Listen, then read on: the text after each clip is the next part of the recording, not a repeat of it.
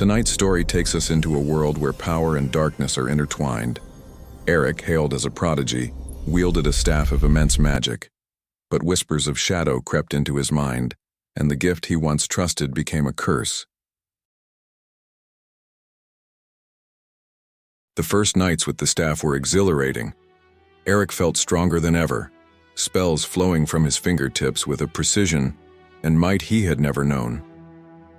The arcane tower hailed him as a prodigy, the one who would stand against the darkness in the east. For a time, he believed it too. But the whispers returned. At first, they were faint, like echoes of the forest still clinging to his mind. Soon, however, the voices grew sharper, urging him to strike harder, to bend others to his will.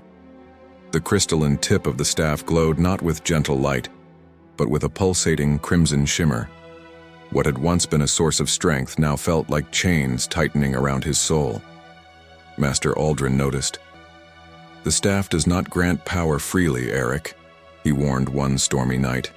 "It feeds, it twists. The relic was hidden for centuries not only to be protected, but to protect us from it." Aeric refused to believe it at first. He buried himself in scrolls and rituals, convinced he could purify the staff. But the more he tried, the deeper its roots sank into him. When he called upon healing magic, shadows seeped into the wounds. When he summoned light, the edges flickered with darkness. Years passed. Aeric's once youthful face hardened, his eyes ringed with fatigue. He journeyed across the realm, seeking sages, priests, and forgotten temples. He braved icy mountains, burning deserts, and drowned ruins. Each time he found fragments of hope, an incantation here, a ritual there, but always the same bitter end. The curse remained, unbroken. In time, the people began to fear him. Whispers of Aeric the Savior turned to Aeric the Tainted. He felt their stares, their mistrust, their fear. Even those who once admired him avoided his path. On a cold night under a blood-red moon, Aeric stood alone at the cliffs overlooking the eastern horizon, the staff planted in the ground beside him. His hands trembled as he whispered, "Why can I not free you?"